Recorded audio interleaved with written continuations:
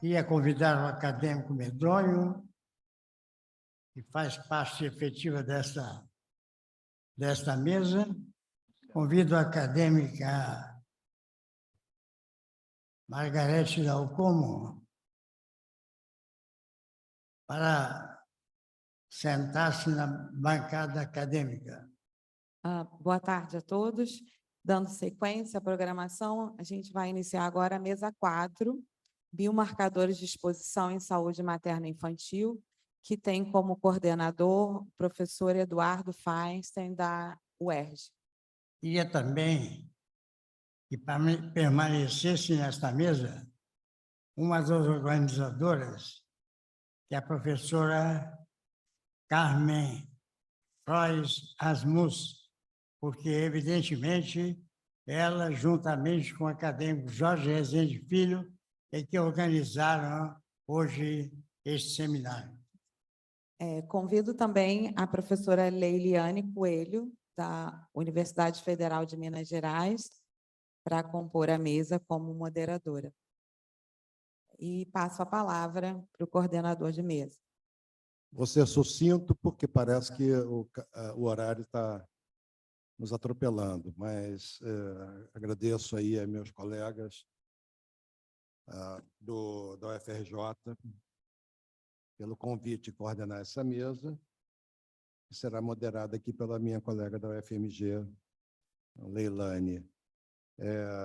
Bom, eu rapidamente queria mencionar que a relevância do projeto que sustenta esse evento já foi suficientemente descrita aqui, né? Eu só queria fazer uma referência rápida à recente atualização de um relatório da Comissão Lancet de Poluição e Saúde. Lancet, como sabemos, se tornou uma grande família de publicações e de comissões que estudam, reunindo peritos, especialistas das mais variadas áreas relacionadas à saúde. E, em 2017, reuniu, então, um grupo que produziu o primeiro relatório sobre as relações entre poluição e saúde. E, em maio, agora, pouco tempo atrás, houve uma atualização, um progress update. E eu vou apenas ler em poucos minutos as principais mensagens desse documento, que é altamente recomendável. Foi publicado na Lancet Planet Health, Saúde Planetária. Lancet começou como uma publicação do establishment médico, senso estrito, né? E foi se ampliando, Lancet Global, agora Lancet Planetário. Possivelmente teremos um Lancet intergaláctico num futuro ainda indefinido. Mas eles dizem como... E todos os dados dessa comissão Lancet para estudar as relações entre poluição e saúde foram baseados no estudo de carga global de doença, que vocês devem conhecer, que é um esforço de reunir todos os dados, ou pelo menos a maior parte dos dados disponíveis em inquéritos nacionais, regionais, internacionais sobre saúde, e um esforço muito intensivo de compatibilizar as fontes de dados, a natureza dos dados, para se ter uma compreensão mais abrangente da saúde em termos globais. Então, é nesse projeto de carga global de doença que a Comissão Lancet se debruçou, concluindo, então, em 9 milhões de óbitos anuais devidos à poluição, principalmente nos países de baixa e média renda. Eles mencionam que 90% desses óbitos são ocorrem em países de baixa e média renda. O que parecia ser um problema dos países altamente industrializados era um dos mitos que, volta e meia, nos embalam, não é? Os avanços ocorridos se deram na área da poluição atmosférica doméstica pelo uso de métodos mais antiquados de cozimento, né? E da água, mas a poluição atmosférica, ambiental e a poluição por agentes químicos, essa só tem feito aumentar. E aumentou em 2/3, em 66%, desde do primeiro relatório dessa comissão Lancet. Então, apenas para situar, estamos falando de algo que era bastante negligenciado e que esse projeto PIPA está na vanguarda, então, dos esforços para reconhecer a extrema relevância da poluição ambiental, da poluição química, dos agentes, dos poluentes ambientais sobre a saúde humana. E, evidentemente, tendo em vista a importância das exposições precoces, os tais 1000 dias, e mesmo as exposições intrauterinas, isso ainda aumenta a relevância do projeto PIPA que aqui nos traz e que eu tive a sorte, entre tanta coisa ruim no período recente, né, na esfera nacional, as novas parcerias, nós da UERJ com os colegas da UFRJ, inclusive aqui na presença de ex-residentes da UERJ, é uma alegria muito grande. Vamos, então, sem mais delongas, convidar os participantes desta mesa, que será moderada pela professora Leilane, da UFMG. Mas nós temos, então, eu não sei se cabe a mim apresentá-los ou cabe a ela. Isso não ficou a ela, a mim, o Armando está me fazendo. Então, vamos chamar, então, o professor pesquisador Marcelo de Oliveira Lima. Ele é doutor em Química pela Universidade do Pará. Ele trabalha no Instituto Evandro Chagas, onde também coordena programa de pós-graduação, e tem trabalhos especialmente voltados para a região Amazônia, que é o que ele nos vai hoje contar. Exposição ao mercúrio na região da Bacia do Tapajós. Boa tarde a todos. É com muito prazer que nós estamos aqui nesse momento e vamos debater um tema que, na realidade, é um projeto que nós já aprovamos, temos recursos, e eu gostaria, quando propus essa temática, de estar aqui já apresentando os primeiros resultados, mas ainda não foi possível devido à burocracia, vou colocar dessa forma. Então, esse é um projeto que ele surgiu, eu gostaria de fazer só para contar um pouco a história. Eu fui convidado para uma palestra envolvendo investidores em pesquisas internacional. E até então, os principais investimentos em pesquisa na Amazônia, eles eram focados muito para a questão do desmatamento. E nesse evento, nessa reunião, eu convenci a todos que, mais do que o desmatamento, nós precisamos avançar, nós precisamos de investimento também em pesquisa envolvendo seres humanos da Amazônia que estavam expostos a contaminantes, e entre os principais contaminantes, e mais conhecido de todos, era o mercúrio. Então, esse projeto, na sequência, recebeu financiamento, e a gente vai apresentar um pouco da ideia aqui para vocês e também um pouco das dificuldades que está para a execução desse projeto, mas que nós estamos resistindo, ele vai acontecer. Bom, para quem não conhece, tá bom, esse é o Instituto Evandro Chagas, que está localizado em Ananindeua, no Pará. Dentro do Evandro Chagas, além de 9 sessões científicas, nós temos a seção de meio ambiente, que foi criada em 1992, durante a Rio 92, logo após a Rio 92, com uma ideia realmente de interagir saúde e meio ambiente na Amazônia. Por isso, ela já tem mais de 30 anos, completou 30 anos durante a pandemia. A seção de meio ambiente, ela se caracterizou ao longo desses anos por grandes investimentos na área laboratorial. Eu contabilizei, até onde eu pude, mais de 40 milhões de investimentos em tecnologias desde 2005 até o momento, onde nós acabamos tendo capacidades de atender várias demandas principalmente em parceria, na realidade, em parceria não, nós éramos da Secretaria de Vigilância e Saúde, SVS, ainda na época do Dr. Jarbas, quando foi criado, foi, na realidade, feito todo esse investimento.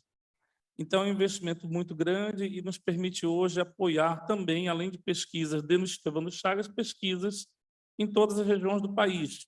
Como, por exemplo, a gente tem aqui a doutora Kelly, apoiamos uma pesquisa na cidade de São Paulo recentemente. Aqui o projeto PIPA, que estamos apoiando também laboratorialmente, o projeto PIPA.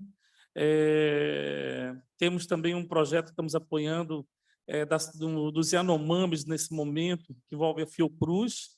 Então, é um laboratório realmente multidisciplinar, com ampla capacidade, e que possui acreditação do Inmetro, hoje com um selo de acreditação incrível para um laboratório de saúde pública onde existe tanta dificuldade financeira. E, lamentavelmente, essa acreditação hoje nós estamos eminentemente correndo o risco de perder devido à falta de recursos. Então, realmente, só para a gente entender um pouco de tudo isso. A ação de meio ambiente passou hoje por uma reestruturação. Nós hoje somos 11 laboratórios, e ainda temos mais 7 setores, tá bom? E mais uma área administrativa, e onde a gente tem realmente um grupo multidisciplinar atuando fortemente em prol da saúde pública brasileira. Tudo que nós vamos fazer desse projeto depende de 2 laboratórios que são os que eu coordeno. Um é o Laboratório de Metais e Ecotoxicologia, onde nós temos aí, o Volden até me cobra, né? Tá bom? Nós temos um equipamento de análise multielementar, um CP-massa, que está dentro de um ambiente de sala limpa, também uma questão ímpar no Brasil, né? Porque você tem realmente todo um controle, né, para evitar que outros poluentes cheguem até esse ambiente, você garanta que você tenha uma análise com boa fidelidade. Nós destacamos nessa palestra que é um laboratório que já tem 12 anos de bom uso, e o equipamento está nos seus últimos anos de vida, porque as últimas peças nós já compramos e não tem mais para vender, peças de reposição. Então, nós temos um equipamento de grande sensibilidade, usamos pequenos volumes de amostra, foi até uma discussão no início aí do projeto PIPA, a gente sempre disse que a gente precisa de poucas amostras, desde que elas cheguem bem, em uma boa condição. Mantemos os controles de qualidade, usamos material de referência certificada. Eu peguei um dado, apenas um número aí que a gente levantou um pouco antes da pandemia. Em 2019, só nesse laboratório nós geramos 140 mil dados. Então, realmente é muita informação, foi bem usado, reflete hoje em muitas publicações que estão saindo. Também temos o laboratório de mercúrio, que já tem 30 anos, e aí é uma questão bem interessante. Nós usamos tecnologia japonesa de alta precisão, e, por incrível que pareça, esse laboratório tem equipamentos que nós já usamos há 31 anos, mantendo, trocando peças e fazendo toda a manutenção correta, ou seja, um bom uso. Laboratório também ameaçado, porque acabou nossa parceria com a JAICA, morreu o doutor Akagi, que era o padrinho desse laboratório, e hoje, para dar manutenção, nós precisamos de técnicos japoneses, que está bem difícil contratá-los hoje, porque faltam bastante recursos. Mas eu diria que esse laboratório foi o que mais gerou resultados sobre mercúrio nesse país. Com não é soberba, né? Realmente muito trabalho. É um laboratório que gerou mais de 50 mil resultados só de mercúrio total, mais de 5 mil resultados só de metilmercúrio, e tudo com controle de qualidade. Temos também uma dificuldade, porque os reagentes aí são muito caros, e isso nos gera realmente hoje um impacto, desde que nós saímos principalmente da SVS, o Instituto hoje não está mais na SVS, está na Secretaria de Ciência e Tecnologia do Ministério da Saúde, e já foi anunciado que, em breve, nós teremos cortes de orçamento para o próximo ano. Esse projeto, ele não nasce por acaso, eu diria que ele envolve toda a história de mercúrio na Amazônia, mas, para resumir tudo isso, eu peguei 3 artigos que são importantes para delinear esse projeto.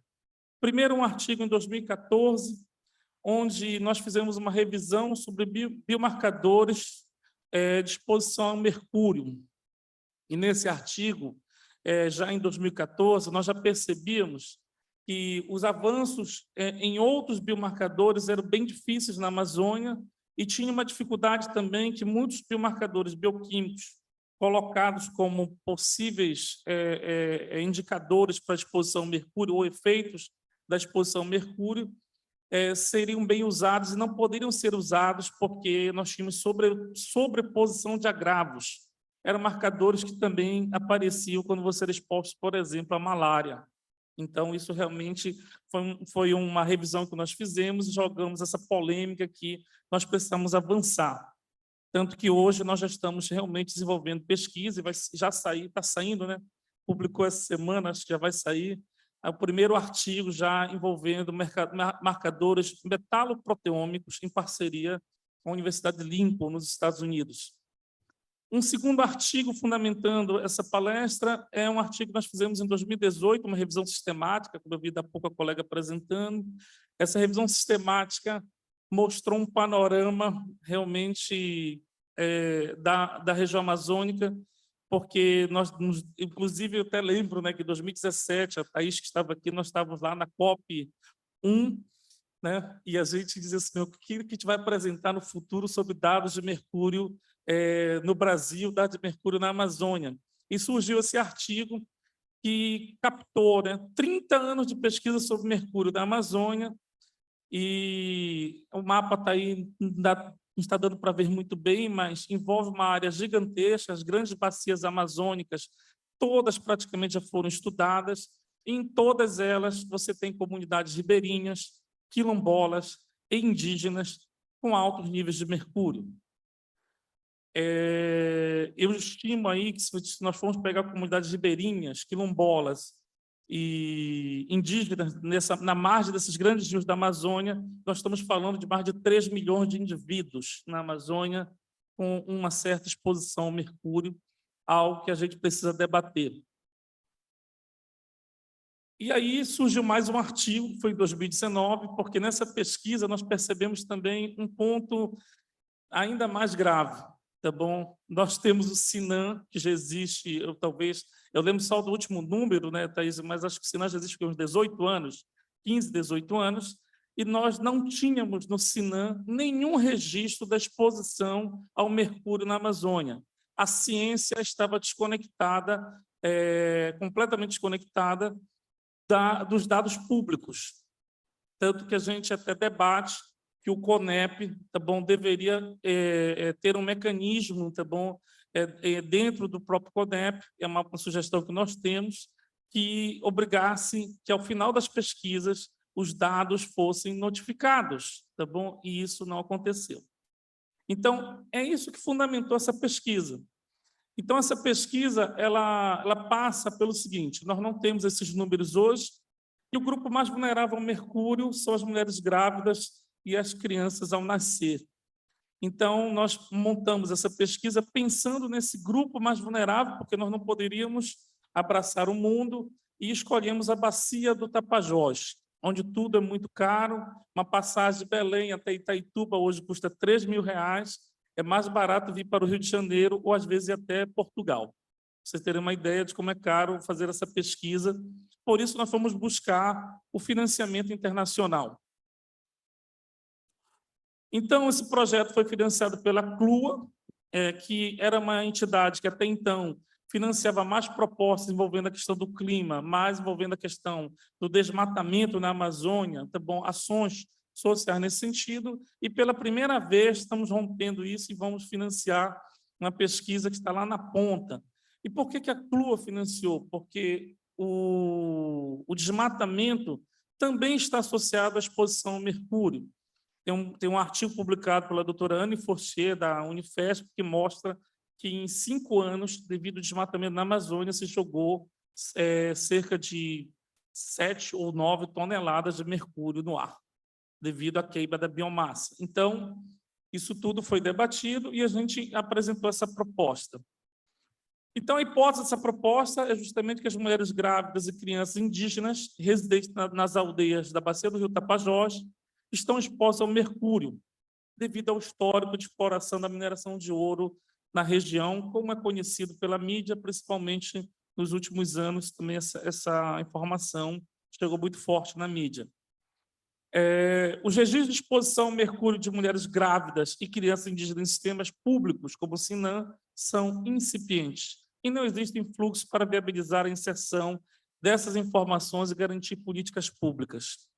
Então, eu até quando foi feita essa hipótese aqui, eu acreditava nisso, mas hoje eu acho que se fizeram um esforço nacional, um esforço do Ministério da Saúde, de repente nós podemos recuperar esses dados de 30 anos de pesquisa que não foram notificados, mas é uma questão que envolve um debate maior, mais amplo.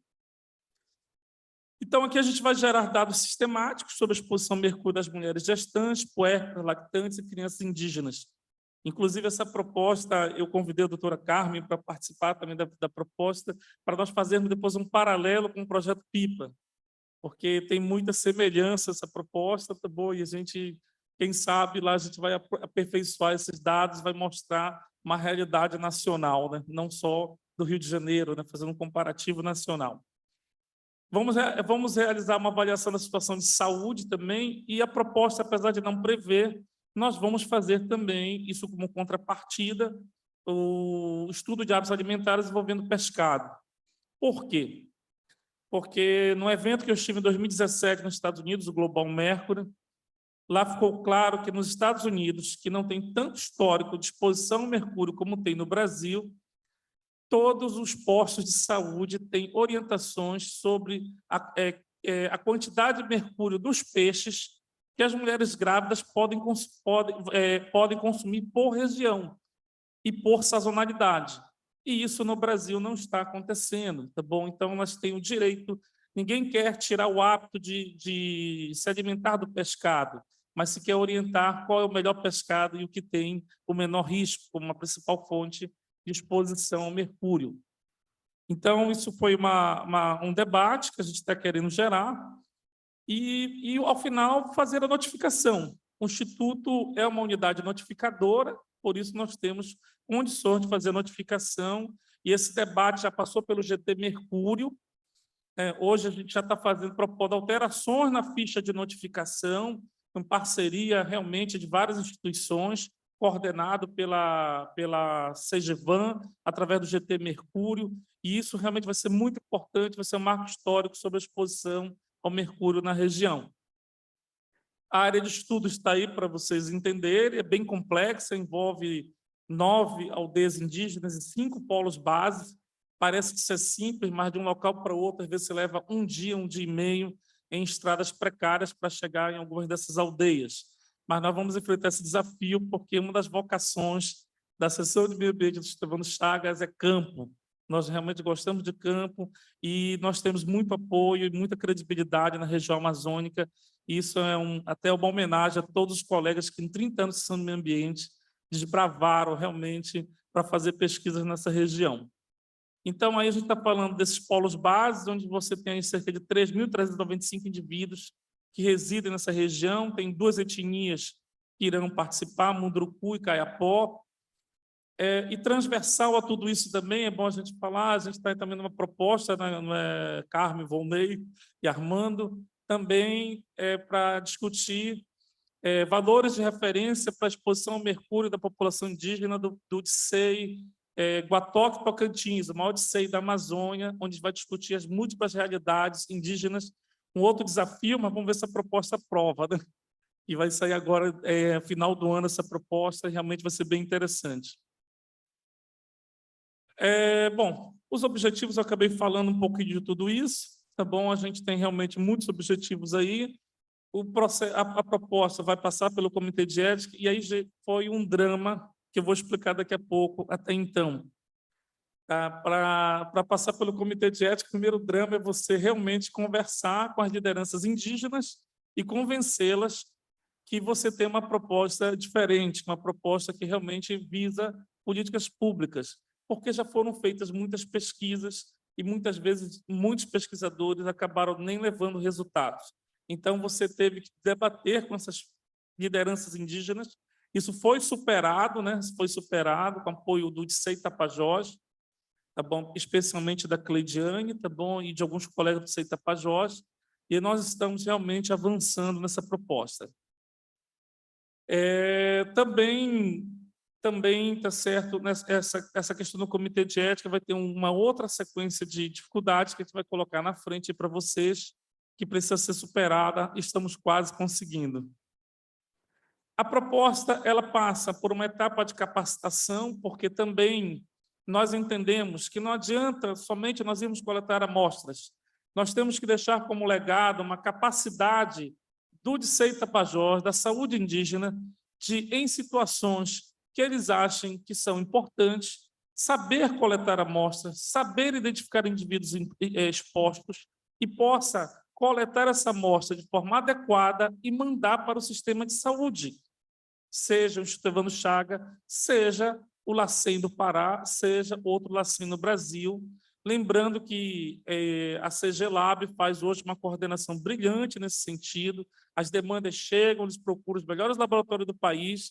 Eu sempre digo que a CG Lab hoje não se faz de rogada, ela liga para todo mundo para poder resolver realmente a situação. Então, nós queremos deixar esse legado, nós queremos fazer um treinamento realmente.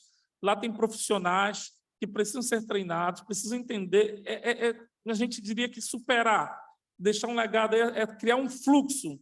Se essa amostra chegar até o Instituto Evandro Chagas, ela vai ser analisada, como nós analisamos sempre. Então, a gente quer que, depois do projeto, fique esse legado com treinamentos teóricos e práticos. Aqui nós temos uma parceria com a Fiocruz, com grande experiência também em fazer esses treinamentos. Então, teremos um treinamento teórico de 40 horas, tá bom? E teremos um treinamento prático de até 60 horas. O treinamento teórico, tá certo? Vai ser uma única turma com 40 profissionais, o prático só vai ser possível com 20 profissionais. E desses 20 profissionais, a ideia do projeto é tirar 5 lideranças, tá bom? 5 profissionais que vão acompanhar o projeto todo, tá bom? Coordenando atividades locais, recebendo, inclusive, bolsa do projeto, como se fosse, não, sendo realmente um membro participante da pesquisa. Então, é realmente uma proposta que quer trazer esse legado, quer trazer esse envolvimento da saúde indígena. Ok, já estão me falando do tempo ali. Tá? Então, esse seria o nosso assistente de campo, tá bom? O critério de inclusão para as mulheres, né, serão mulheres de 14 a 49 anos, grávidas, tá bom? Em qualquer período de gestação. A nossa ideia é gerar um mapa depois sobre a exposição no primeiro trimestre, no segundo trimestre e no terceiro trimestre, para associar com o desenvolvimento do feto, ok? Então, essa é a nossa ideia. No segundo ano, nós iremos coletar amostras de mulheres grávidas também, vamos continuar fazendo a amostragem das crianças ao nascer e também de crianças até 2 anos de idade. E assim nós vamos fazer o projeto por 3 anos. Faremos uma avaliação epidemiológica, faremos uma avaliação de saúde com análise toxicológica de mercúrio no sangue e no cabelo, utilizaremos as técnicas que estão aí e faremos também uma avaliação clínica. Nesse projeto, nós temos hoje envolvidos, tá bom, 2 a 3 médicos, tá bom, 2 a 3 que nós estamos convencendo aí também outros a participarem. Tá bom? Então, aqui é um panorama das 3 etapas, tudo que será analisado, que não será somente mercúrio, mas outros marcadores que foram selecionados pela equipe do projeto, tá bom? Até deixo uma homenagem à equipe do projeto, vocês terem uma ideia, a equipe do projeto, o Voldey diz que são nossas joias preciosas lá do Pará, né? E nós tivemos 2 defesas essa semana, participam aí também a Carta, a Thaís, participa também a Brenda, que está fazendo doutorado aqui na UFRJ com o Armando, e a gente vai continuar envolvendo. Temos também o Marcos, que fez doutorado aqui na UFRJ com a Carmen. Então, nós temos uma equipe aí que realmente conta com o grande apoio da UFRJ na formação e capacitação de profissionais na Amazônia. Isso é muito importante. Então, teremos todas essas etapas, que envolvem capacitação, avaliação médica, coletas, enfim, isso vai acontecer ao longo de 3 anos, e nós temos aí, tá bom, uma população estudada significativa. Notificação. Nós pretendemos notificar todos os resultados acima de 2 ppm no cabelo, e 8 ppb no sangue, tá bom? Porque são considerados indivíduos expostos. A princípio, nós estávamos no debate se nós íamos notificar só quem estivesse acima do limite de tolerância biológica. Não. Se o indivíduo está exposto, tem resultado laboratorial, temos que notificar. Então, aqui nós temos como última etapa aí a notificação. O projeto recebeu recursos da CLUA, $220 mil. Esses recursos chegaram ao projeto ano passado, em agosto, mas aí também, devido a algumas questões da pandemia e também algumas questões de envolvimento político local, algumas dificuldades, o projeto foi adiado por 6 meses para se efetivamente começar a atuar mais na proposta. O projeto conta também com outras contrapartidas do Estevano Chagas, que envolve equipamentos, insumos e também as horas de servidores. O projeto só pode andar agora se eu declarar quantas horas vão ser gastas pelos servidores e qual é o custo isso para o serviço público. Se eu declarar qual é o insumo que vai ser gasto e se eu declarar qual é o desgaste dos equipamentos. Isso foi uma exigência da Controladoria Geral da União, CGU, tá bom? Junto com a direção do Estevano Chagas. Então, aqui, a gente fez esse levantamento, é uma curiosidade, eu trouxe essa curiosidade porque agora a gente tem que fazer isso. O projeto vai custar para o Estevano Chagas R$68 mil, e nós captamos mais de R$1 milhão, tá bom? E ainda assim, o projeto não andou, tá bom? Por quê? Vamos ver. Então, a gente passou por todas as etapas do projeto, e aí saiu normativas dentro do Estevano Chagas que o projeto teria que passar, apesar de ter passado por um comitê científico internacional, ter sido aprovado, o projeto teria que passar por um comitê científico do Instituto, o CTC.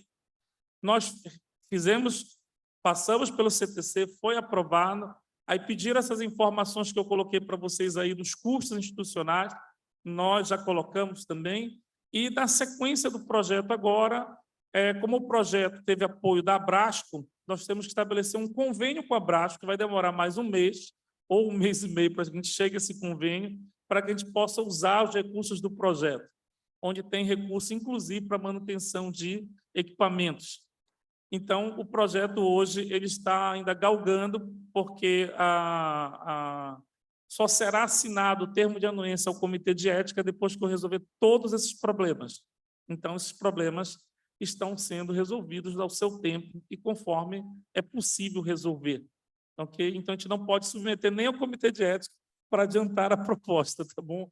Realmente, a gente está nesse ponto bem atrasado. Então, gente, esse é um pouco do projeto que nós estamos propondo para a Amazônia, que tem tudo a ver com esse projeto com PIPA também, né? E espero que tenhamos apoio de todos para poder continuar com esse projeto, porque os recursos foram projetados para 3 anos, né? Mas a gente sabe que ele é muito importante para desbravar essa questão da saúde indígena na Amazônia, com números que cheguem ao setor público, tá bom? Muito obrigado e boa tarde. Obrigado, Marcelo. Queria pedir aos 2 expositores próximos que tentassem se ater ao tempo de 15 minutos alocado a cada expositor, para que o atraso não se acumule exageradamente. E agora teremos, então, a doutora Ana Cristina Simões Rosa, por favor. Ela é doutora em saúde pública e trabalha no Centro de Estudos em Saúde do Trabalhador e Ecologia Humana, criada pelo saudoso Sérgio Arouca em sua gestão na Fiocruz. E ela coordena um laboratório que presta serviços essenciais à saúde pública brasileira. Ela vai nos falar sobre a exposição a agrotóxicos e seus impactos na saúde materno-infantil. Por favor, doutora Ana Cristina. Boa tarde. Queria agradecer a Carmen pelo convite, participar do segundo seminário. Queria dar boa tarde também à plateia que está aqui nos assistindo e a toda a mesa aqui composta. Queria falar hoje sobre a exposição aos agrotóxicos e falar um pouco da complexidade desse tema, né? Os agrotóxicos, eles têm protagonizado vários temas de pesquisa, mas também situações de conflito, embates, por causa do uso extenso que o nosso país faz, né? Bom, o laboratório que eu trabalho fica no SEST, que é um Centro de Saúde do Trabalhador e Ecologia Humana, dentro da Escola Nacional de Saúde Pública, na Fiocruz. E esse laboratório, ele é um laboratório que tem uma vocação de atenção de média e alta complexidade, de análises toxicológicas, principalmente a trabalhadores que têm exposição a substâncias químicas. Mas, por demandas, a gente também vem atuando já há bastante tempo na questão da avaliação de matrizes ambientais e exposição ambiental também, não só exposições relacionadas à saúde ocupacional, mas também às exposições ambientais. E é um prazer fazer parte desse projeto. Nós fazemos, desde o piloto, avaliação de algumas classes de agrotóxicos, e é um prazer poder fazer parte desse estudo, porque fica evidenciado o quão é importante o conhecimento a que grávidas e bebês estão expostos cotidianamente, e o quanto isso pode impactar na saúde, né? Bom, a equipe do meu laboratório está aqui presente, em sua maioria, e quero agradecer a eles também, porque o trabalho de laboratório, como o Marcelo bem disse, é um trabalho que está cada vez mais difícil por subfinanciamento. Então, a gente tem que lidar com vários problemas tecnológicos, financeiros, de recursos humanos, e às vezes fica bem difícil.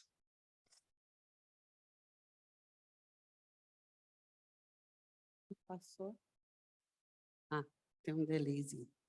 Bom, então, o uso de agrotóxicos no nosso país, como eu mencionei, ele vem crescendo muito nos últimos anos, e, com dados do ano passado, o volume comercializado por commodities agrícolas representa quase que 1/3 do PIB do nosso país. Então, a gente não tem como descolar essa discussão da contaminação ambiental e da exposição da questão econômica, né? É preponderante o impacto do uso dessas substâncias na economia do nosso país. E, por isso, todo esse discurso de minimização dos riscos e da massificação do uso. Por trás disso, realmente, há um interesse econômico de produção, de maior produção, para que essa balança comercial fique sempre favorável, né?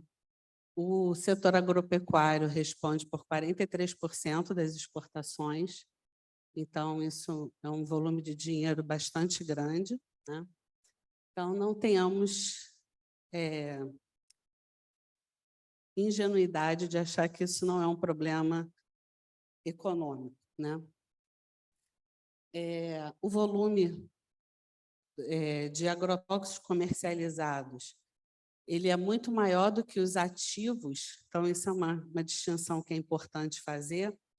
Então, quando a gente fala de liberação de agrotóxicos, a gente precisa entender que não são produtos novos no seu princípio ativo, são formulações novas, e que essas formulações novas podem carregar aditivos, contaminantes que podem fazer mal à saúde, tanto quanto o princípio ativo, e pelo sinergismo, às vezes até mais. Então, como foi mencionado, eu já nem lembro quem falou, mas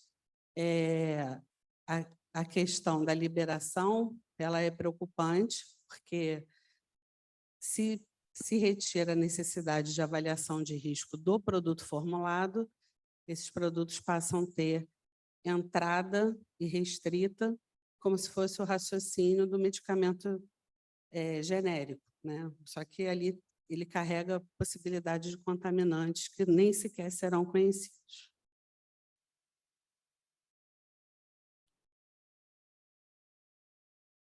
Bom, essa é uma foto da região serrana daqui do estado do Rio, que responde por cerca de 70% a 80% do que a gente consome, do que vai para o Ceasa e é distribuído aqui no município do Rio, né? Então, é uma região de produção de agricultura familiar, diferente dessas fotos, né, que a gente vê de monoculturas. É uma região aprazível, montanhosa e com pequenas propriedades produtoras de verduras e vegetais. E vegetais, olerícolas.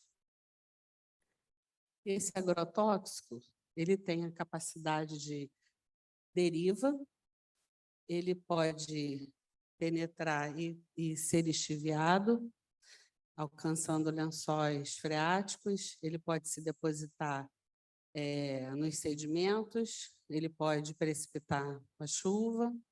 Então, a gente pode perceber que ele pode ocupar compartimento, todos os compartimentos, né? Isso significa que as pessoas que moram nessa região, elas terão uma exposição pelo seu ambiente domiciliar, muitas delas, até mulheres, crianças, terão exposição pelo trabalho das suas famílias, porque são pequenas propriedades. E nas áreas urbanas, que é o nosso caso, né, moradores de áreas urbanas, nós teremos a exposição, principalmente através dos alimentos que nós consumimos, da ingestão de água, que pode conter esses resíduos, os inseticidas usados em campanhas de saúde pública, para controle de Aedes, e os inseticidas domésticos, que contêm os mesmos agrotóxicos usados na agricultura, em percentagem maior, concentrações menores, mas são os mesmos ativos. Então, eu trouxe um dado do IBAMA. Esses dados sempre são divulgados um ano depois. Os dados de 2021 ainda não foram divulgados. Então, para traçar um paralelo temporal, eu trouxe os dados de 2020 para a gente comparar temporalmente a mesma coisa. Então, esses dados, esses agrotóxicos são os mais utilizados em 2020, apesar da gente ter tido a pandemia, né? Então, esses dados, a gente precisa ver os de 2021 para ver como é que eles se comportam. Mas a gente tem aí uma gama de princípios ativos de várias classes químicas diferentes. Então, quando a gente pensa em exposição e efeitos à saúde, a gente tem que ter em mente que, dependendo da classe química, o efeito será diferente. Então, a gente não pode generalizar de pensar em um sistema, uma via ou um órgão-alvo, porque, dependendo da molécula, ela vai ter uma afinidade por um órgão-alvo ou outro. Desses 20 agrotóxicos mais usados, eles foram mencionados, né, no relatório de 2021, foram usados em 2020.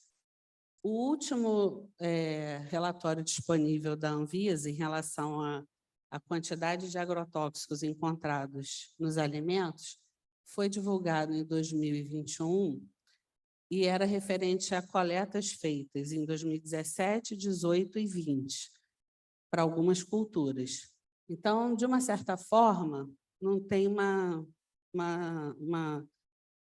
extemporalidade tão grande assim. Eles condizem. Então, entre os 30 agrotóxicos mais detectados em alimentos, 8 deles estão entre os mais comercializados em 2021. Até porque também esses dados do IBAMA, eles normalmente se mantêm. Os mais comercializados, eles acabam se mantendo de um ano para o outro. Trocam a ordem, mas continuam se mantendo. Então, eles são detectados nos alimentos. Essas amostras, elas refletem um ano atípico, que foi um ano da pandemia, e são amostras de vigilância da qualidade da água, e desses 13 agrotóxicos que foram encontrados, diferentes agrotóxicos, 4 deles estão entre aqueles mais vendidos.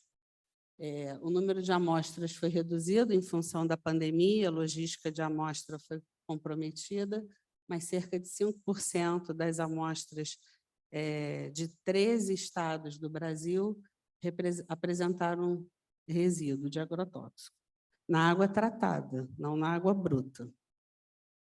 Bom, a portaria do Ministério da Saúde foi revisada. Em 2021, houve inserção de mais produtos, de mais princípios ativos. Hoje nós temos 40 parâmetros, mas somando todos os metabólitos, chega a 50 princípios ativos diferentes. E esses valores, eles deveriam ser divulgados pelas concessionárias. É obrigação das concessionárias de abastecimento colocarem na conta da água da gente. Não só os parâmetros básicos, mas também esses metais, agrotóxicos e produtos de desinfecção. O que nunca vi, pelo menos no meu prédio, nunca vi esse tipo de divulgação, não sei nas casas de vocês. O Ministério da Saúde trata de fazer o controle dessas concessionárias, que é justamente o que a gente chama de controle do controle, que é o programa Vigiágua. Então, as secretarias de saúde, dentro das suas vigilâncias ambientais, elas selecionam municípios prioritários e enviam amostras para laboratórios centrais e alguns laboratórios designados. Entretanto, esses laboratórios, eles têm dificuldades, né? Primeiro, de fazer toda a cobertura a que a lei se propõe, porque ali, como eu falei para vocês, a variedade de moléculas ela é grande, então você precisa de vários equipamentos de alta complexidade, pelo menos 2. E aí, encontrar um laboratório público que tenha os 2 equipamentos funcionando bem, com recurso humano disponível, insumo disponível, o que acontece é que a gente tem uma rede pública que hoje em dia não consegue fazer a cobertura de toda a legislação. E o que a gente faz é inserido no Ciságua, que é um sistema público, todo mundo pode solicitar acesso para ver a qualidade da água, não só no parâmetro dos agrotóxicos, mas nos outros. E esses dados eles ficam difíceis de serem acessados, né? Porque não são todos que conseguem encontrar, né? E a qualidade dos dados também, como ela é feita pelas vigilâncias e pelas concessionárias, às vezes a gente encontra alguns equívocos de lançamento dos resultados no próprio sistema. Isso é uma coisa também que a gente discute bastante junto com o Ministério. com a CG Lab também. Outra fonte de exposição que nós temos são os inseticidas usados em campanhas de controle de vetores. As públicas usam nos fumacês, atualmente, uma mistura de neonicotinoide com piretroide, mas as privadas, que são os condomínios que têm mosquito, usam sabe lá Deus o quê. Então, é muito comum os condomínios contratarem empresas privadas para fazer a dispersão desses agrotóxicos quase que diariamente para controle do Aedes. Usualmente, eles fazem uso de piretroides e organofosforados. E os domésticos são os que a gente escolhe. Então, todos eles usam piretroides em sua formulação, toda forma de apresentação. Então, o que muda é a porcentagem, a maioria dos agrotóxicos se repetem. A gente vê que isso é uma bela jogada de marketing, porque a mesma fábrica produz várias formulações diferentes, com nomes diferentes, alvos diferentes, mas são os mesmos princípios ativos e os mesmos fabricantes. Então, só muda a lata.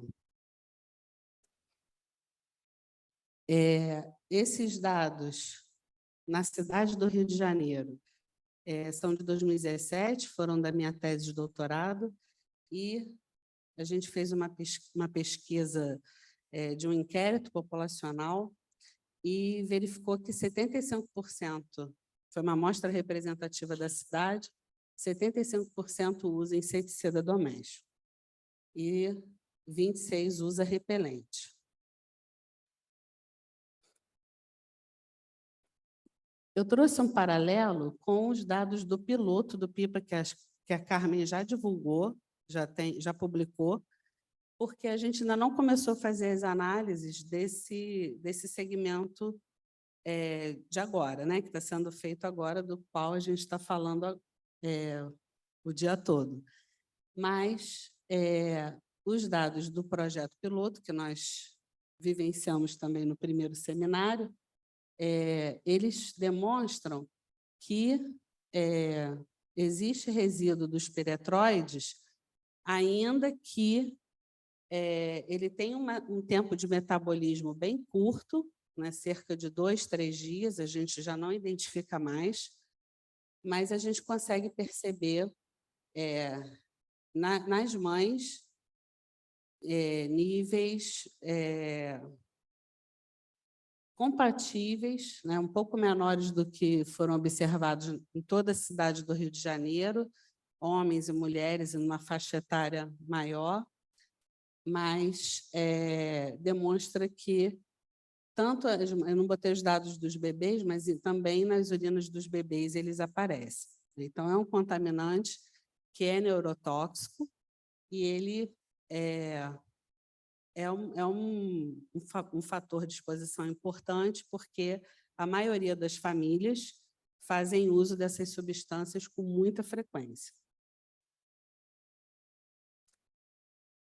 Em relação aos agrotóxicos que são mais utilizados no país, 4 deles apresentam efeitos neurotóxicos, com vias um pouco diferentes, mecanismos um pouco diferentes dos piretroides, que trabalham na membrana de sódio e potássio. Esses aí, os organofosforados, não é nicotinoide não, mas os 3 primeiros, eles atuam nas colinesterases. E eles, por enquanto, a gente não está fazendo avaliação deles no PIPA, por uma questão de limitação do equipamento mesmo.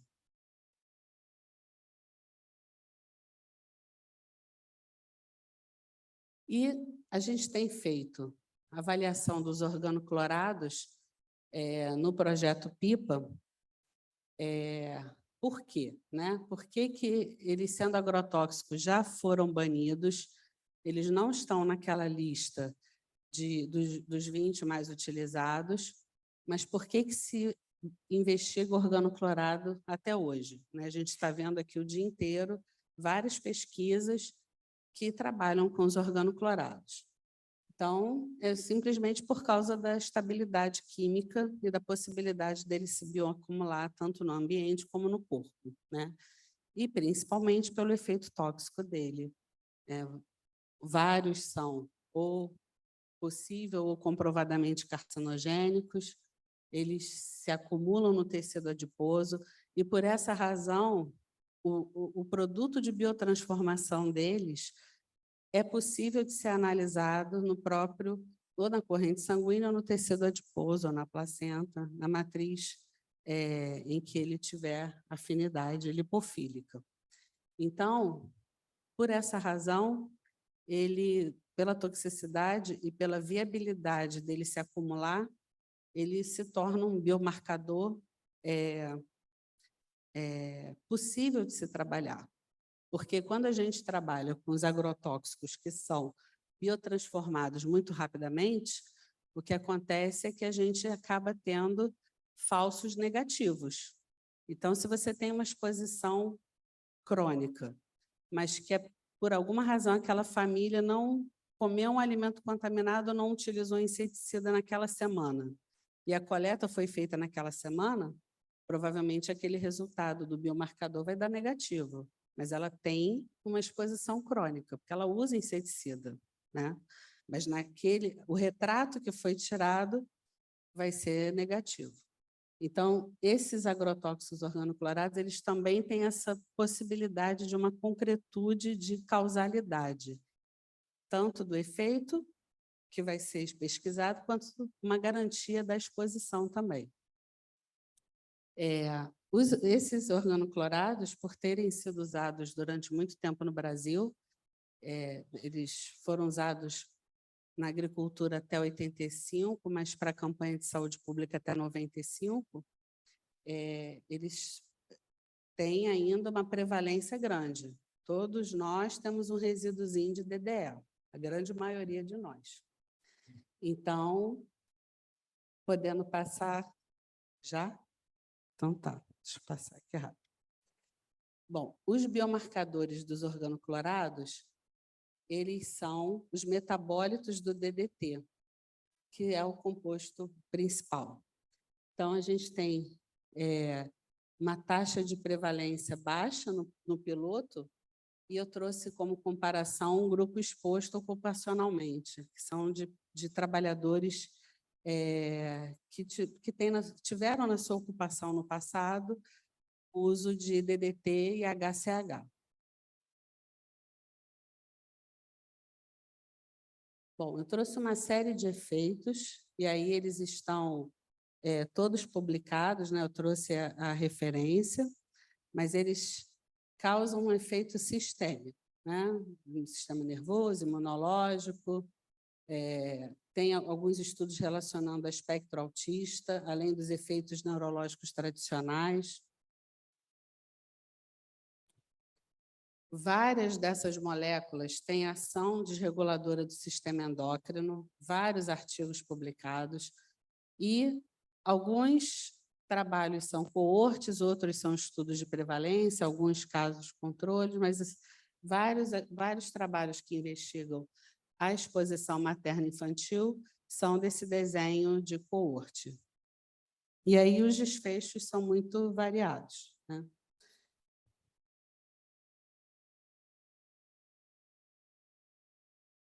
Bom, também tem alguns estudos relacionando a exposição a agrotóxicos à desregulação do sistema imunológico, e aí se tem, tanto pelo estresse oxidativo, quanto pela alteração das quantidades de citocinas,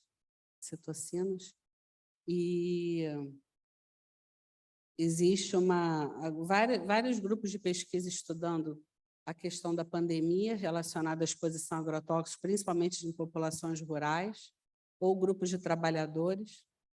Bom, para terminar, eu deixo a pergunta, né? E tudo isso acontecendo ao mesmo tempo, né? A gente tem hoje uma forma de avaliar monomolecular, né? Ou limitada a uma classe específica ou um grupo de compostos específicos. Então, é muito importante, muito evidente que a gente tenha trabalhos como esse que a Carmen coordena, porque não tem como a gente avaliar sob um prisma. Uma exposição ou de uma classe é muito limitada. A vida real ela é soterrada de moléculas de xenobióticos e de todo tipo de contaminante que pode causar vários efeitos adversos e coisas que a gente nem imagina quando combinados, efeitos aditivos, sinérgicos. Em relação aos agrotóxicos também, a gente tem necessidade de uma infraestrutura muito complexa. A maioria de moléculas com interesse toxicológico tem essa realidade, mas os agrotóxicos especialmente. E tem poucos laboratórios públicos com estrutura para esse tipo de trabalho, com essa competência e com essa infraestrutura. Então, gerar dados de exposição e desfecho associado é um desafio para o nosso país. Acabamos. Acabou. Bom.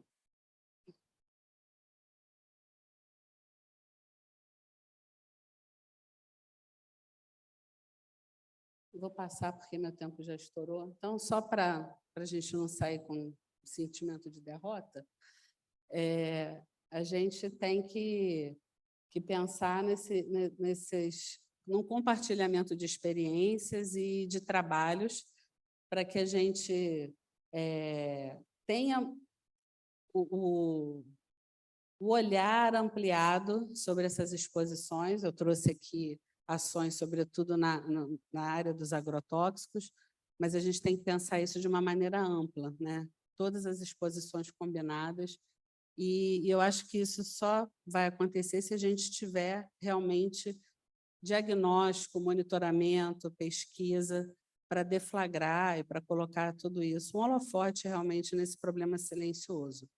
O que muitas vezes as pessoas que estão na atenção básica comentam é contagem de casos, e a gente fica assistindo e sem, às vezes, saber o que está acontecendo, mas a gente vê epidemia de câncer, epidemia de autismo, epidemia de várias doenças e que a gente precisa ter respostas mais claras e formas de prevenir também, ainda que seja a suspensão da exposição.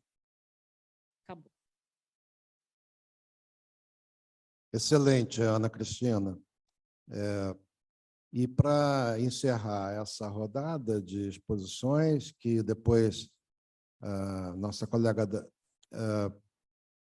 Leilane vai debater e vai tentar costurar, alinhavar, nós teremos a minha querida colega da UERJ, Mônica Marques Calderari, doutora em Ciências e professora titular do Instituto de Química da UERJ. Ela tem uma perspectiva multidisciplinar em ciências ambientais e começou a se interessar já há algum tempo pelo tema que aparentemente está sendo definido como definidor da nossa era, o marcador da nossa entrada no antropoceno, os microplásticos. E ela, então, vai nos expor o que se sabe sobre a exposição humana aos microplásticos. Mônica. Boa tarde. Obrigado, Eduardo, pelas suas lindas palavras, né? É um prazer estar nessa mesa, esse tema tão importante, e eu gostaria de agradecer ao Eduardo por me inserir no grupo do PIPA e a professora Carmen e o professor Armando por terem me aceito, né? Eu sou química, sou professora da UERJ há 28 anos, trabalho no tema em Química Ambiental há mais de 15 anos e, recentemente, há uma semana atrás, me graduei em Nutrição e aí o PIPA tem tudo a ver com a minha nova formação e também com a minha formação de Química. A minha fala vai ser sobre exposição a microplásticos. Primeiro, a gente pergunta o que são microplásticos, né? Tudo foi falado aqui sobre mercúrio, que é um elemento químico, foi falado de agrotóxicos, de bisfenol, foi falado de fitalatos, que são substâncias químicas, substâncias orgânicas. O microplástico ele tem algumas particularidades e por isso que ele está sendo apresentado de forma separada e não junto aos grupos dos orgânicos. Então, microplásticos é definido como qualquer partícula plástica que tem um tamanho diminuto, que pode ser de 1 milímetro a 1 micro, ou até mesmo 1 nanômetro a até 1000 nanômetros. Mas quando a gente fala em microplástico, a gente fica na dúvida do seguinte: o que são plásticos? Nós vivemos com os plásticos. É considerado hoje no antropoceno a era dos plásticos. Tudo que nos rodeia tem plástico. Então, plástico nada mais é do que uma macromolécula de unidades que se repetem. Então, a gente, na química, a gente mostra para os nossos alunos que plásticos é como se fosse um trem e que cada vagão é uma unidade que se repete. Esse vagão pode ser a mesma unidade, ou seja, a mesma fórmula química, o mesmo composto químico ou compostos químicos diferentes. Então, por exemplo, o tão falado polietileno é o monômero etileno, que é o eteno, que vai se repetindo. E quando ele vai se repetindo e vai fazendo essa reação, ele forma ligações que são muito estáveis. Então, você tem uma cadeia de só carbonos saturados que são bastante estáveis. Na nossa sociedade, nós vimos ao longo do tempo tudo sendo substituído pelos plásticos. Os copos de vidro hoje são copos de plásticos. A garrafa de vidro retornável da Coca-Cola hoje é uma garrafa de PET não retornável. As cadeiras de metais hoje são cadeiras de plásticos. As nossas roupas são roupas de PET de plástico. Ou seja, tudo foi se transformando em plásticos. E por que isso aconteceu? Porque plástico ele vem do petróleo, que é uma matéria-prima, uma commodity muito barata. Então, você consegue produzir esses produtos com baixíssimo custo para a indústria. Ou seja, como a própria Ana Cristina falou, tudo tem o viés econômico. Aqui é só a evolução do plástico. O plástico ele foi descoberto e no início da década do século passado, em 1900. Em 1940, na Segunda Guerra, ele explodiu, passou a ser utilizado nos radares militares. Depois, até 1950, ele entrou na nossa casa. Vários de nossos utensílios domésticos utilizavam plásticos. De 60 a 80, ele explodiu, ele passou a ser utilizado em brinquedos das crianças. 1990 a 2000, os carros hoje são 99% plástico e ainda se espera muito mais disso. Vocês da medicina sabem muito melhor do que eu, o plástico entrou na medicina de uma forma assustadora. Tá? Ele é utilizado desde de uma embalagem para colocar o soro fisiológico, como uma prótese que a gente coloca no nosso organismo. Aqui está mostrando só o panorama geral do uso do plástico no mundo. Tá? A construção civil e também os alimentos são aonde nós temos a maior produção e utilidade do plástico. E chama a atenção esse quadrinho do lado, que mostra que 35% dos plásticos que são produzidos, eles têm um tempo de vida curto. A maioria deles são de apenas um uso. E hoje aqui nós estamos vendo isso com os copos descartáveis. Todo mundo vai jogar o copo descartável fora, né? Todos vamos estar contribuindo para os microplásticos. Então, o que são esse grupo plástico, né? Esse grupo plástico ele é imenso. Então, nós temos plásticos gerados de diferentes fórmulas químicas, dependendo da estrutura, polietileno, PVC, polipropileno, PET, nylon. Com certeza são siglas que vocês já ouviram muito falar. Eles também podem ser utilizados de formas diferentes, dependendo do arranjo da estrutura dessas moléculas e também, principalmente, pelo uso de aditivos, que se falou muito aqui hoje em bisfenol, fitalato, e tem vários outros aditivos, cargas, pigmentos, que vão dar características aos polímeros, aos plásticos, que nos faz querer comprar aquele produto. Todo mundo quer comprar um produto bem acabado, com colorido bonito. Então, esses aditivos, eles são utilizados para que você tenha vontade de comprar aquele produto. Então, sempre, se tem um comprador, tem um vendedor, né? Aqui está mostrando os principais polímeros produzidos no Brasil, no ano de 2021. Todos que a gente vai estar aqui falando que geram os microplásticos. Polietileno, polipropileno, PVC, poliestireno expandido, que é o isopor. Muito bem, só quis contextualizar o que são microplásticos. Vamos agora falar dos impactos do microplástico. Como eu falei, eu dou aula de plásticos, de polímeros. Eu não sou polimérica, eu sou química. Não trabalho com a área de polímeros. Porém, eu sempre trabalhei com os impactos ambientais dos plásticos. Minha área de trabalho é manejo e gerenciamento de resíduos sólidos. Em todas as minhas aulas, eu mostrava essa figura e falava assim: o plástico não causa impacto. O único impacto que os plásticos causam são impactos visuais. Eles entopem os rios. Na época, veio na década de 2008, o boom da dengue. Você fica com água parada ali.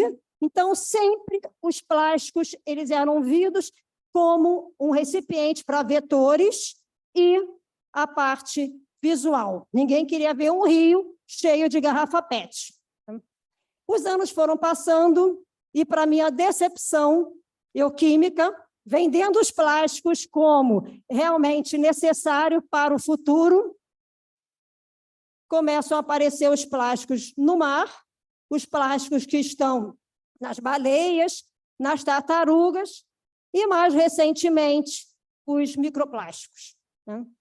E eu me senti, vamos dizer assim, obrigada a estudar um pouco mais essa área, porque eu era uma defensora dos plásticos no passado.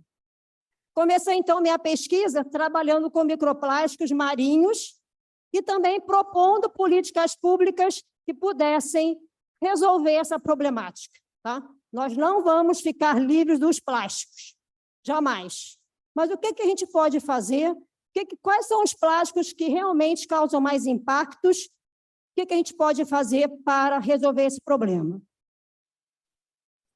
Bom, quais são as fontes de microplásticos no ambiente?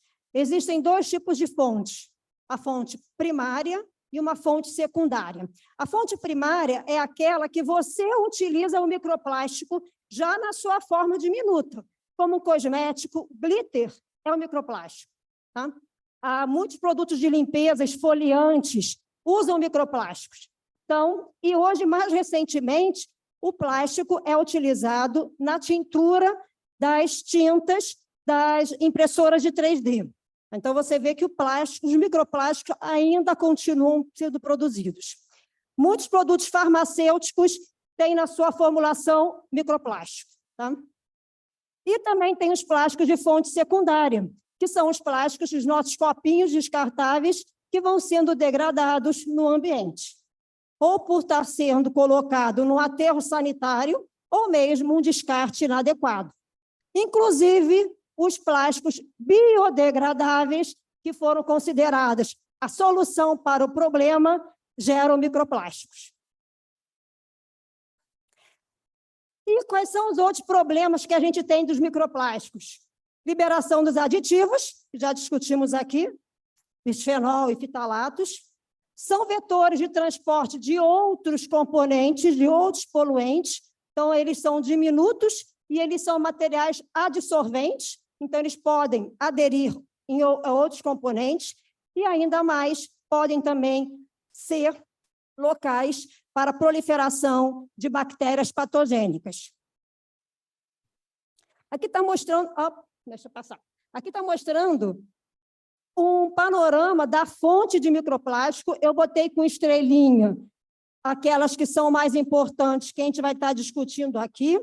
Primeiro, a disposição errada, inadequada de resíduos. Segundo, desgaste de pneus. Terceira, poluição do ar atmosférico indoor e externo. Quarta, poluição gerada pelo descarga das máquinas de lavar roupa. E a poluição da própria pesca. E aí eu vou falar um pouquinho das fontes de exposição indireta dos microplásticos. Tá? Bom, a que todo mundo hoje fala que é a principal é o ar que respiramos. Devido à partícula muito pequena, o microplástico ele fica suspenso. Então, ele consegue respirar esse microplástico. E como eles são de tamanhos muito pequenos também, eles conseguem chegar nos alvéolos e serem, então, transportados para o pulmão. Aqui eu vou mostrar vários quadrinhos com resultados da literatura para que a gente possa ver como nós estamos expostos aos microplásticos. Tá? Então, existem estudos que mostram que a concentração de microplástico no ar interno é uma média de 5 a 10 vezes maior do que o ar do exterior. Então, você começa a questionar que desgaste de pneu é sério, mas o ar confinado é muito mais perigoso. Níveis atmosféricos mais baixos de microplásticos ocorrem em estações secas do que em estações chuvosas. Foram encontrados no ar PET, polietileno, polipropileno e nylon. A PET, polietileno, polipropileno são de materiais recicláveis, são de materiais descartáveis. PET e nylon também são de fibras de roupa. E um estudo na China identificou fibras de PET e acrílicas como os principais microplásticos transportados pelo ar em ambiente interno. Então, a preocupação do ambiente interno é muito séria. Agora, falar um pouquinho na água em que bebemos. Microplásticos foram encontrados em rios, em cursos de água. Tá? Embora, em água subterrânea, eles quase não são encontrados. Esses são dados do mundo todo. O tratamento de água potável na Alemanha remove 88% dos plásticos que estão na água. Infelizmente, a nossa estação do Guandu não deve remover nem 10% dos nossos microplásticos. Tá?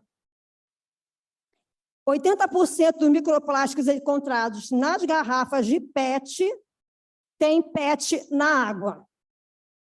Ou seja, o PET estava já na água ou ele está indo para a água a partir do seu recipiente. E um outro estudo também que chamou muito a atenção é que a água engarrafada em vidro também apresentou microplástico. E aí a discussão ficou, realmente, está na água porque a estação de tratamento não está conseguindo tratar essa água ou é o plástico da tampinha? Ou seja, tem várias dúvidas que a gente precisa responder para poder trabalhar com microplástico. Não podia deixar de falar a exposição na dieta em que comemos. Os produtos alimentares contendo microplásticos são diversos. Moluscos, crustáceos, peixes, algas marinhas, esses são bastante característicos porque acredita-se que a principal poluição de microplásticos está no mar. Então, todos esses animais marinhos, esses alimentos marinhos, são fontes de microplásticos. Mas também se encontrou microplásticos em frango, em açúcar e no mel. Tá? O sal é o marinho também. Só para ter uma ideia da concentração, né? De 0,2 a 4 partículas por grama foram encontrados de microplásticos em moluscos, 0,75 a 1 em camarão e caranguejo, e de 1 a 7 partículas em peixes. A contaminação do mel tem de 40 a 660 partículas por quilo. Isso depende do estudo, são vários estudos que comprovam isso. O açúcar, tem um estudo com açúcar que mostrou 217 partículas por quilo. O sal, dependendo de onde o sal vem, ele pode ter 19.800 partículas por quilo. E esse é um trabalho bastante recente, agora de 2021. E, globalmente, os humanos podem ingerir uma média de 0,1 a 5 gramas por semana de microplásticos de até 1 milímetro de tamanho. E que isso, então, vai impactar em uma ingestão de 74.000 a 121.000 partículas por ano. Mas, por que eu estou aqui? Por que eu fui convidada? Fui convidada porque nós estamos estudando os microplásticos também nos bebês. Então, tem estudos que mostram que a exposição em bebês alimentados com fórmulas infantis, preparadas em mamadeiras de polipropileno, pode chegar a 3 milhões de microplásticos por dia. Ok, se o bebê é amamentado pelo peito, ele só vai ter contato com a mamadeira depois de um tempo, mas é preocupante. Mais ainda, ocorre a liberação de 16 milhões de partículas de microplásticos por litro quando a mamadeira é preparada dentro da mamadeira. Então, você bota ali o pozinho, a água quente, você está liberando partículas da mamadeira. Bom, e aí vem um estudo que chamou muito a atenção, foi em 2021. Esse estudo ele até é chamado de Plasticenta, porque foram encontrados 12 fragmentos de microplásticos em 4 placentas estudadas, de um total de 6 placentas. Então, esse estudo estudou 6 placentas, 4 tinham microplásticos. E desses microplásticos foram identificados o polipropileno e outros que não se conseguiu descobrir qual é o polímero, e sim pela cor se definiu que devia ser revestimento em sintético, ou seja, tintas na nossa casa, cortinas, adesivos e cosméticos. E, mais recentemente, nesse ano, se descobriu também amostras de microplásticos em leite materno de 34 mães saudáveis, coletadas uma semana após o parto. Uma pesquisa foi conduzida em Roma e fez uma descoberta alarmante. 75% das participantes, ou seja, 26 mulheres, apresentaram vestígios de polietileno, PVC e polipropileno no leite materno. Tá? Então, é uma preocupação que a gente tem para nossas crianças. Não se sabe ainda quais os impactos que isso vai causar nessa criança ao longo do seu desenvolvimento. Então, a gente tem uma porção de dúvidas a respeito do microplásticos. Hoje, a dieta é considerada o terceiro fator de exposição. Primeiro é o ar, depois a água e, no fim, a dieta. Mas alguns estudos mostram que esse dado está subnotificado. Está faltando mais estudos na dieta para que a gente possa confirmar essa afirmação. Só que nós temos, como químico, vários desafios a serem enfrentados. Microplástico é uma partícula, não é uma substância que você solubiliza e coloca num cromatógrafo ou coloca num ICP, como os professores anteriores falaram. É um material mínimo que você tem que não só olhar oticamente, mas também tentar caracterizar quimicamente. Nós não temos ainda muitos equipamentos capazes de fazer essa análise. Nós temos alguns equipamentos que mostrem, então, um indício do que seja. Hoje se usa o infravermelho, se usa o Raman, e está vindo muito estudo também com pirolizador, com cromatografia. Mas o método de amostragem é difícil. Eu tenho uma placenta, aonde está o microplástico? Eu vou ter que destruir toda aquela placenta para descobrir o microplástico. Depois, trabalhar com essa amostra, que ela é contaminada facilmente e ainda caracterizada. Aqui, então, é a nossa participação no projeto PIPA. Serão avaliadas, 72 placentas, perto das 6 do Plasticenta é um boom, né? Já está lá no nosso laboratório. Nós estamos, né, aqui eu vou até falar, a Rayane, que é a nossa pós-doutora. Rayane, levanta aí, que está fazendo esse estudo. Nós estamos iniciando a primeira etapa de como abrir essas amostras, de como tirar esses microplásticos, se existirem, das placentas. Então, ainda estamos em fase de teste.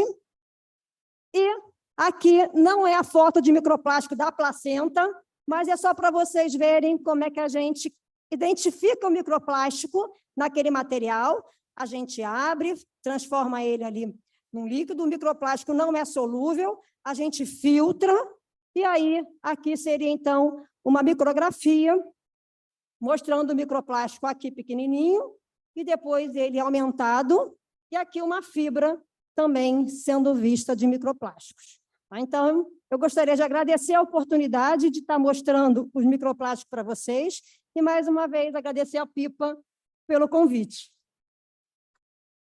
Obrigado, Mônica, pela brilhante exposição. Então, agora, a nossa colega, professora Leilane Coelho, vai organizar a troca de ideias e alinhavar as exposições que tivemos nessa mesa.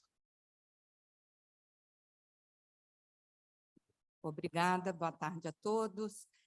Inicialmente, gostaria de agradecer a professora Carmen pelo convite, a todos que participaram da organização do evento. Também parabenizar os palestrantes, né, a Marcelo Oliveira, Ana Cristina Simões Rosa e a professora Mônica Marques, né?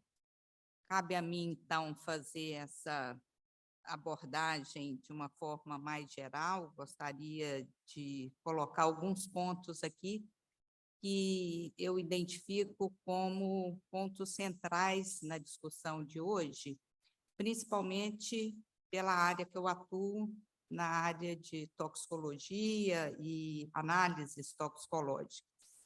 A primeira abordagem colocada aqui nessa mesa, do Marcelo, ele mostra uma questão fundamental, que é justamente o que foi falado por outros também, a importância dos laboratórios de saúde pública serem equipados, né, terem uma estrutura técnica necessária para responder essas demandas que nós vimos aqui, ter pessoal capacitado, qualidade da análise, e nós pudemos ver aqui que o IEC, muitos, imagino que já conheçam, tenho uma lembrança muito querida da nossa Beth, quando foi diretora do IEC, que o IEC é uma referência não só para o Pará ou para a região norte, mas uma referência para todo o país, né? Foi, inclusive, exemplificado aqui de vários projetos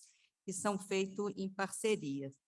Mas é muito importante que, do ponto de vista do investimento público, veja nestes laboratórios de saúde públicos, LACENS, laboratório de pesquisa, a importância de ter essa estrutura bem trabalhada, uma vez que geram dados primários para todas as pesquisas que aqui foram apresentadas.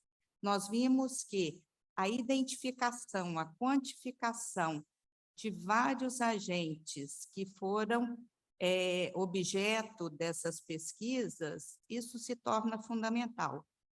A química analítica, ela avançou de uma tal forma que o que a gente achava, ou o que nós achávamos que era seguro, passou a não ser mais. À medida que a gente tem a possibilidade de quantificar substâncias químicas, como os metais aqui apresentados, na ordem de ppb, nós passamos a ter uma oportunidade. Esses estudos têm mostrado que mesmo baixas concentrações têm um risco associado. Então, eu acho que essa é uma questão importante que foi levantada aqui, mostrada pelo Marcelo, da abrangência que é o IEC e o Instituto Evandro Chagas, que pode e deve ser um exemplo para vários estados e outros laboratórios. Uma outra questão que eu queria comentar sobre a questão do agrotóxico, eu anotei algumas coisas aqui, porque são muitas informações e torna todo esse debate muito rico, né? Uma questão relacionada ao que a Ana Cristina disse, eu acho que, do ponto de vista da exposição ao agrotóxico, a gente deve ter uma grande preocupação. Não é só as diversas fontes de exposição, né? Através daquilo que a gente come, através da água que a gente ingere, através do ar, mas essa exposição, como a Ana Cristina mostrou no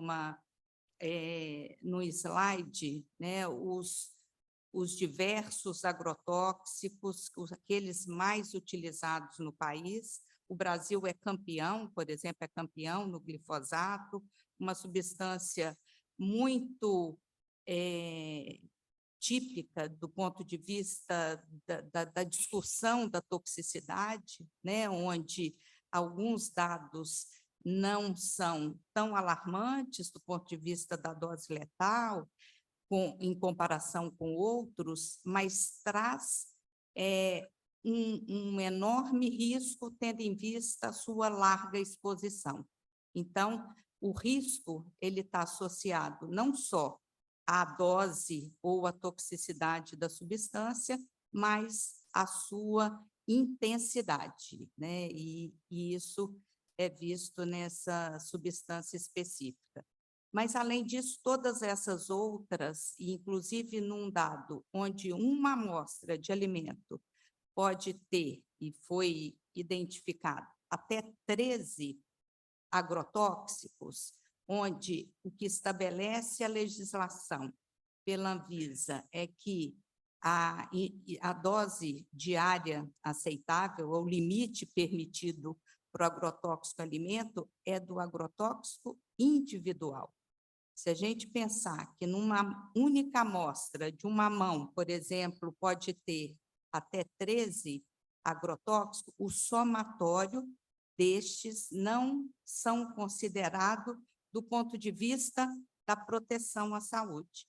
A gente conhece muito pouco ou praticamente nada da interação entre essa substância, dos efeitos ou dos danos à saúde decorrente da exposição múltipla.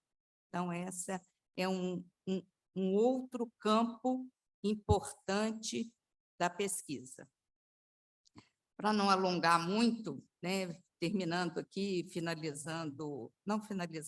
vou finalizar com outra coisa, mas pegando aqui a última palestra, eu fiquei, né, a Mônica, não sei onde ela está aí, eu acho que assustou muita gente, me assustou, Porque quando eu vejo a exposição a crianças com o plástico, né? Eu penso aqui, já uma aluna minha de doutorado já estudou fitalatos e bisfenol em vasilhas e a migração do líquido ou do alimento, aliás, do plástico para o alimento. E aí eu fico pensando no risco, né, das crianças, que hoje o plástico faz parte da nossa vida, como eu falo que a toxicologia, falo com meus alunos, a toxicologia está muito mais perto de todos do que só na sala de aula. Então, aí eu penso, né, nos disruptores endócrinos que estão ali e colocando em risco a saúde das crianças, o chumbo que está presente nos brinquedos coloridos, e agora os microplásticos, então, e mais outros que nós ainda vamos descobrir, né? Quando eu coloco do ponto de vista da análise, onde a gente tem possibilidade de identificar substâncias na ordem de ppb e ppt, né? Por exemplo, DDT, agrotóxico, que é possível os organoclorados identificar nessa ordem de grandeza, nós vamos descobrir ainda, imagino, muitas coisas. Mas eu gostaria, então, de finalizar pegando um gancho com a pergunta da Ana Cristina, né? Como ser otimista? E aí, além das respostas apresentadas pela própria Ana Cristina, eu destaco, né, com muito otimismo, e sou uma pessoa otimista, né, esperançosa, mais do que otimista, né? E eu considero, entre as respostas, esse próprio evento, né? O que está sendo feito aqui, ou o que foi mostrado aqui hoje, não tem dúvida que faz de todos nós, né, pessoas otimistas, ou mais do que otimistas, esperançosas, de uma situação, né, do país melhor, que as políticas públicas elas sobressaiam a toda essa exposição que muitas vezes inevitáveis. Nós vamos continuar expostos aos agrotóxicos, aos contaminantes ambientais pelo ar, monóxido de carbono, por exemplo, benzeno, aos metais, né? E tantos outros, mas que tudo isso que aqui hoje foi apresentado possa trazer, né, e fomentar novas práticas, políticas públicas que vão contribuir para minimizar esse risco, né? E, principalmente, trazer para todos aqueles que têm uma importância e que trabalham, não só porque acreditam na ciência, mas também acreditam no valor humano, na necessidade de uma vida com mais qualidade, com mais saúde, com um meio ambiente, né, respeitado, né? E, com isso, vamos torcer para que vejamos algo melhor no nosso futuro. Um grande abraço. Eu não sei se vai haver tempo para as perguntas, mas eu passo, então, para o coordenador da mesa. Professora.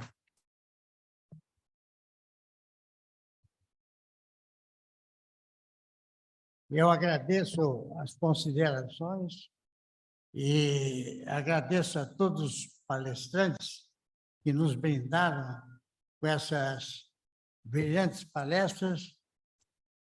Nós temos que encerrar a primeira parte às 17 horas e esse é o horário.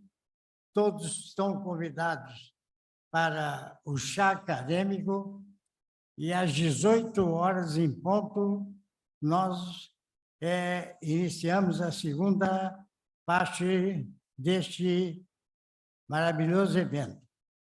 Portanto, então, muito obrigado. pelo nível das apresentações. Muito obrigado à nossa organizadora, o nosso acadêmico Jorge Rezende Filho, e dou por encerrada essa parte, aguardando, então, para às 18 horas, nós todos discutirmos problemas dos mais importantes neste seminário, neste encontro, e, por dizer, até neste congresso, tal a qualidade das apresentações nesta casa. Então, está encerrada a primeira parte da sessão e aguardo todas as 18 horas.